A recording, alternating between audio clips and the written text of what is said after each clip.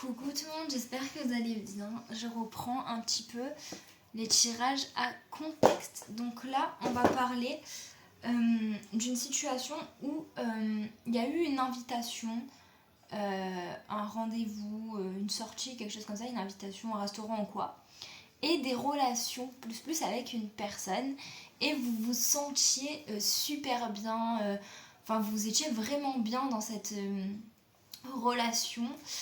Et enfin, si on peut appeler ça une relation, je sais pas, mais en tout cas, vous vous sentiez vraiment bien.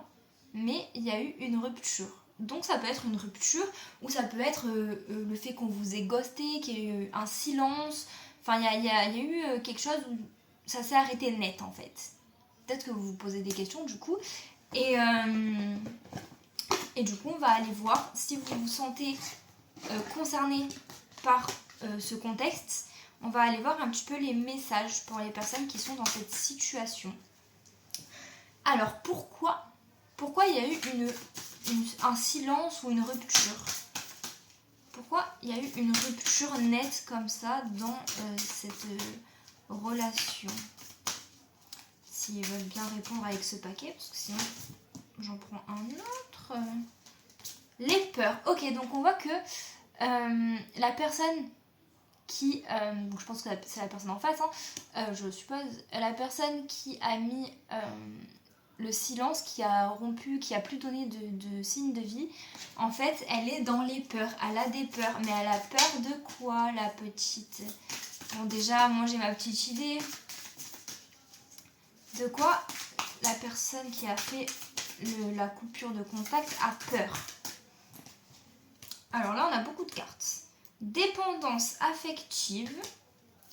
Je sors du mental, je me reconnecte à mon cœur, je cesse de penser, je ressens. Bon, déjà, on voit que c'est une personne qui a peut-être une tendance dépendante affective et a été trop dans le mental. Peut-être elle avait beaucoup de peur par rapport à ça, beaucoup de peur de rester accrochée et de souffrir. Je garde foi en l'univers, tout se place pour me guider vers le meilleur. Mais on voit que cette personne, elle est guidée pour aller vers ce qui est le mieux pour elle. Donc si elle a fait ça, c'est peut-être parce que ça l'aide à guérir de sa dépendance affective. Enfin, en tout cas, c'est quelque chose, elle a fait ça parce qu'elle était guidée à faire ça. La passion, ok, donc c'est une personne qui ressent beaucoup de passion pour vous. Intuition, rester sourd, jalousie, ok. Et c'est peut-être une personne qui était du coup, vu qu'elle était dépendante affective, peut-être qu'elle avait des tendances à la jalousie par rapport à votre entourage, à vos connaissances, à vos amis, etc. Et voilà, mais on voit que son choix de couper contact, c'est un choix qui a été guidé, guidé par l'univers, vous avez compris, genre voilà. On va dire que c'était quelque chose qui est bon pour cette personne. Et par contre, on voit qu'il y a le fait que, alors soit cette personne, elle écoute pas ses intuitions, mais du coup, soit il y a de l'intuition et rester sur bon. Alors attendez. C'est ça. En fait, on voit que la personne, elle est trop dans le mental, sauf qu'elle ressent de la passion pour vous, elle ressent quelque chose de fort. Et puis de toute façon, on a vu que vous aviez eu des relations plus. Donc voilà, mais en fait, je pense qu'elle a tellement peur par rapport à sa dépendance qu'elle s'écoute pas, elle écoute pas ce qu'elle ressent. Mais on voit que, on va dire que le moment où elle a fait ça, c'était une bonne chose pour elle, ou alors, de toute façon, dans tous les cas, la personne va se sentir guidée, et ce qu'elle va faire, ça va être la bonne chose pour elle. Voilà. Ensuite, on va regarder pour les personnes là qui ont subi, les personnes qui ont subi la rupture, la fidélité. On voit que vous restez fidèle à la personne, même si c'était peut-être pas une relation engagée vraiment. On voit que vous allez pas voir ailleurs, quoi. Vous arrivez pas, vous avez pas envie. En fait, vous restez fidèle à la personne. En face, subit la rupture. C'est tout? Ok. Bon, on va regarder ce qui va se passer dans le futur. Qu'est-ce qui va arriver par rapport à cette relation? Comment ça va évoluer? cercle amical, tromperie, mensonge. Ouais. C'est possible que vous ayez des amis en commun. Ou alors... Mais je pense que la personne, elle reste dans le... Bon, c'est possible qu'il y ait... Ça peut pas être de la tromperie, de toute façon, il y a de la rupture.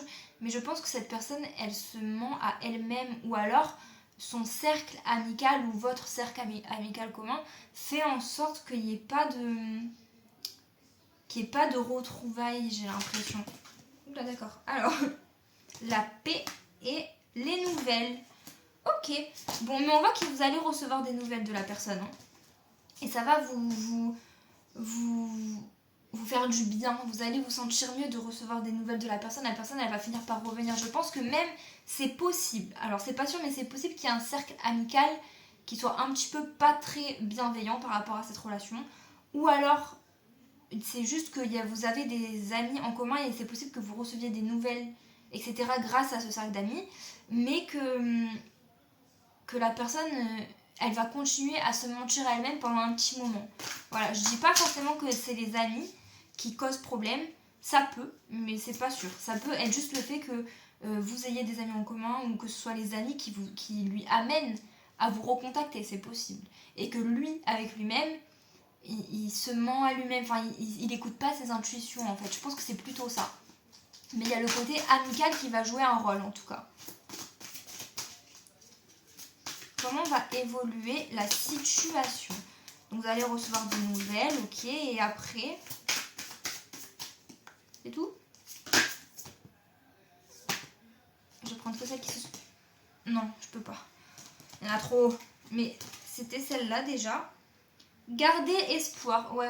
Garder espoir par rapport au fait de reprendre contact, parce que ça va arriver.